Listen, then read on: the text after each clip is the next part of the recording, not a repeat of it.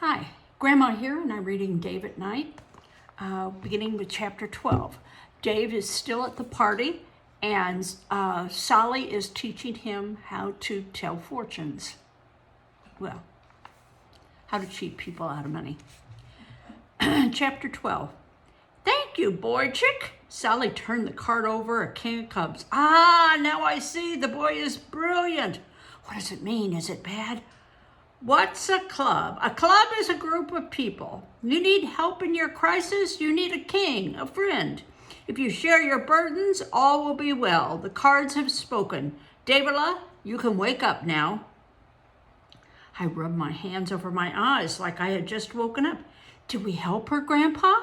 Will everything be all right? Oh, yes, little Momser, we helped her. Good. I smiled at Mrs. Smith. She beamed at me. Thank you, son. She didn't buy any more cards. She said goodbye, promising to rave about him and me to all of her friends. When she'd gone, Sally said, You're a natural, boy chick. I wish I did have a grandson like you. Maybe I could live with Sally. I could earn my keep by telling him fortunes. Where do you live? I said. Why, you planning on sending flowers? I didn't know how to answer. Why wouldn't he tell me? On Stanton Street. And you? He lived in my old neighborhood. We used to live on Ludlow. I was excited. I went to PS 42 on Hester Street. If I stayed with him, I could go back there. So new. Where do you live now? I was embarrassed. At the HHB. I should know what an HHB is. I shrugged, shook my head. Never mind, we're wasting time. Tell for you your fortune? He started walking. Mandit squawked. Tell for you your fortune? I saw Irma Lee across the room. I wondered if she knew Sally told fake fortunes. Our next customers were the couple who'd arrived in the Pierce Arrow. They didn't believe Sally could see the future, and they laughed at everything he said. I didn't bother rocking or groaning for them. But they gave Sally $2 for a whole life fortune for each of them. Sally told the man he'd be rich someday, but I knew he must be rich already to spend $2 on a phony fortune. Sally warned him to watch for a man with one blue eye and one green eye. He told the woman that she'd marry an English lord and have 12 children. At the end, the man gave Sally an extra dime as a tip. In less than an hour, he'd made $2.85. It used to take Papa a whole day to earn $5. Dave! Irma Lee pushed through the crowd to us. She was wearing a coat now. Mama says I can invite you and Mr. Gruber to our party. She opened a little blue pocketbook, took out 2 pieces of stiff white paper. She gave one to me and one to Sally.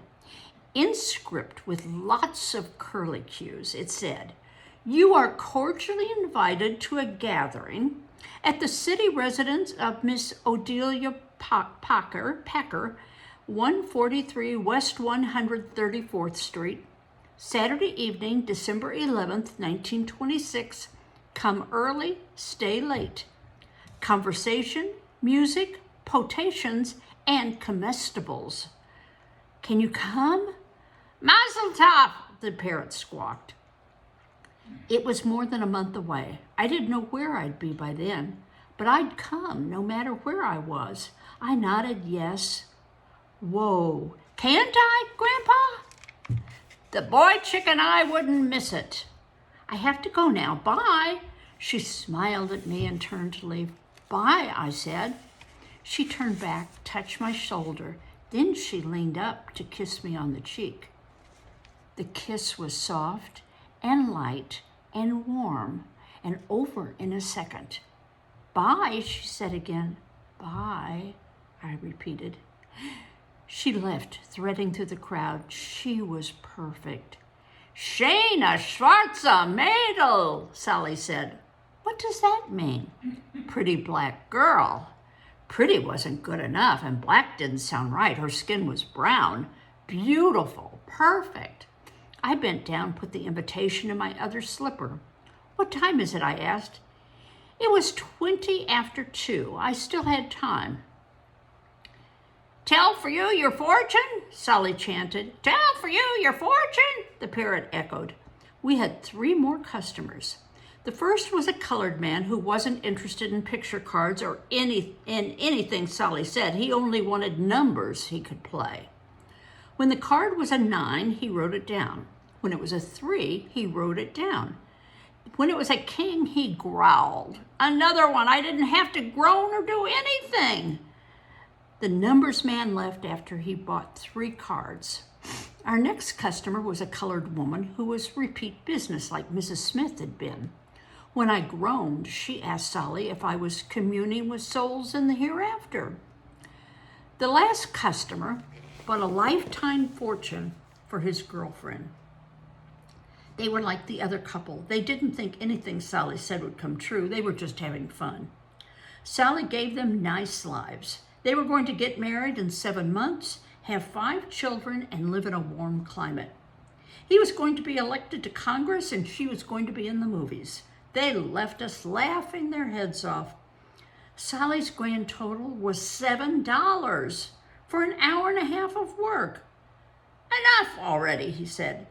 "It's time for jazz music. Boy chick, get ready for heaven." Jazz. It didn't sound Yiddish. "What time is it?" It was 3:30. In an hour, I should leave. Sally led me back to the hallway Irma Lee and I had been in before. We passed the vestibule that led to the kitchen and turned into the next doorway. The light was dim. The floor shook. All over the room, people were jumping around, dancing to the happiest music I'd ever heard. We edged our way toward the musicians. Chairs were pushed against the wall in here too. Sally sat on one and started pumping his knees, nodding, and tapping his feet in time to the music. I stood next to him, not moving, although that was hard. The music wanted you to dance.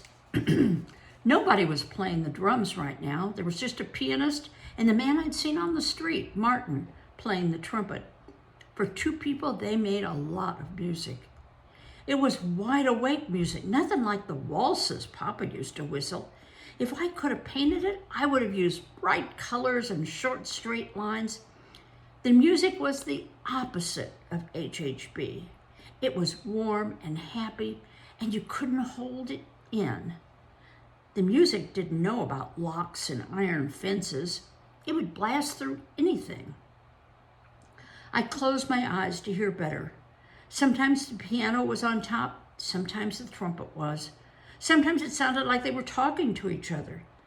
The pianist had to have 100 fingers to play the way he did, and it was a good thing we were in New York City, not Jericho, because with Martin playing the trumpet, those walls wouldn't have stood a chance. I opened my eyes. A man and a woman hopped in a circle and their arms over their heads.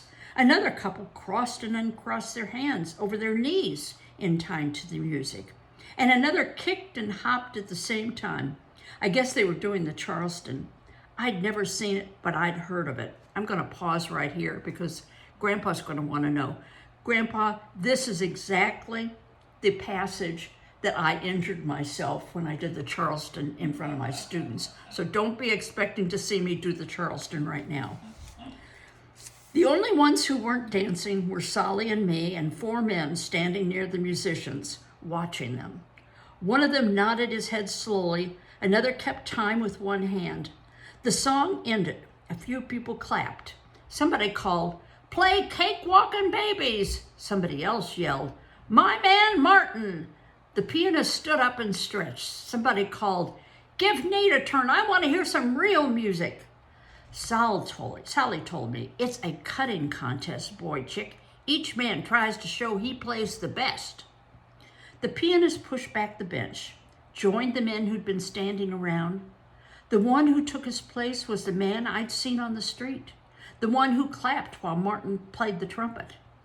For a few seconds, he just touched a few keys, and I thought, he doesn't know how to play. He's going to be so embarrassed.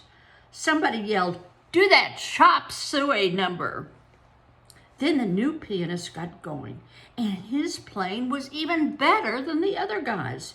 The new man sounded like he had 1,000 fingers. Everyone started dancing again. I felt like marching around the room and clapping and shouting. Instead, I sat next to Solly and tapped my feet. I watched the dancers nearest us, trying to figure out how to dance like them. I moved my feet the way they did, but it didn't seem right. I'd have to stand up to really try it, but I was too shy. The next song was slow, and the trumpet was more important than the piano. I closed my eyes. The trumpet purred and hummed. Sometimes it sang so sweetly it could have been a lullaby. I leaned my head back against the wall behind my chair. I wondered if Ermeline knew how to do the Charleston. I didn't know anything about dancing, but if I tried it, I knew she wouldn't laugh at me. I'd be her friend, just like I promised I would. I'd be her friend if I had to climb down the walls of the asylum to see her. The music stopped. I opened my eyes. Solly was there laughing and talking with the musicians, but everybody else was gone. I'd been asleep. The sky outside the window was gray, not black. It was morning. Was everybody awake at the HHB? How was I going to get back in? Well, we'll have to read it in the next chapter. And I'm sorry I can't show you the Charleston. But Grandpa knows I hurt myself, and I was sore for a long time. And that was a long time ago, before I retired. Anyway, see you later. Have a good day. Bye-bye.